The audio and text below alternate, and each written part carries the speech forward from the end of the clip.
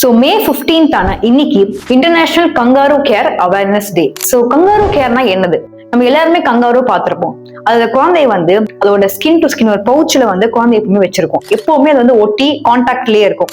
அதுக்கு பேர் தான் கங்காரு கேர். அதே மாதிரி நம்ம ஹியூமன்ஸ்லயுமே ஒரு குழந்தை பிறந்த உடனே இவங்க அப்பா இல்ல அம்மா யாரும் இது பண்ணலாம். அந்த குழந்தைய ஸ்கின் டு ஸ்கின் வச்சு நர்ச்சர் பண்றது பேர் தான் கங்காரு கேர். இதை ஃபர்ஸ்ட் 1978ல கொலம்பியால ஒரு டாக்டர் கண்டுபிடிச்சிருக்காங்க. ஸோ இது பண்ணும்போது என்ன ஆகுதுன்னா இன்ஃபன்ட் மோர்டாலிட்டி ரேட், அதாவது பிறந்த குழந்தைங்க இறக்கக்கூடிய ரேட் ரொம்பவே குறைஞ்சிருக்கு.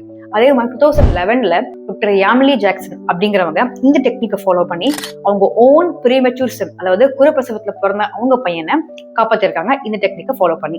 ஸோ அன்னிலேருந்து தான் எவ்ரி மே 15th international kangaroo care awareness டே அறிவிச்சிருக்காங்க. ஸோ இந்த கங்காரு கேரை எப்படி பண்ணணும்னு பாத்தீங்கன்னா, so parents either father or mother அவங்க பேபி இமீடியட்லி ஆஃப்டர் பர்த் இது ஜஸ்ட் உங்க செஸ்ட்ல வச்சு ஸ்கின் டு ஸ்கின் அது ஒரு 1 hour வச்சுக்கணும். ஸோ மெயினா ட்ரெஸ் இருக்கக்கூடாது. ஸோ குழந்தைக்கும் சரி பேரண்ட்ஸ்க்கு அந்த இடத்துல ஸ்கின் படுற இடத்துல ட்ரெஸ் எதுவும் இல்லாம ஸ்கின் பட்டு 1 hour மினிமம் இருக்கணும். ஸோ இது பர்த்ல இருந்து செவரல் மந்த்ஸ் வரைக்கும் ட்ரை பண்ணலாம். இதுக்கு அவ்வளோ நல்ல பெனிஃபிட்ஸ் இருக்கு. ஸோ குழந்தைக்கு பாத்தீங்கன்னா வெயிட் கெயினுக்கு ஹெல்ப் பண்ணுது, பாடி டெம்பரேச்சர் ஸ்டெபிலைஸ் பண்ணுது, ஹார்ட் ரேட்டை ஸ்டெபிலைஸ் பண்ணுது, பிரீத்திங் நார்மல் ஆகுது, அண்ட் குழந்தையோட பிரெயின் டெவலப்மெண்ட்டுக்கு இது ஹெல்ப் பண்ணுது.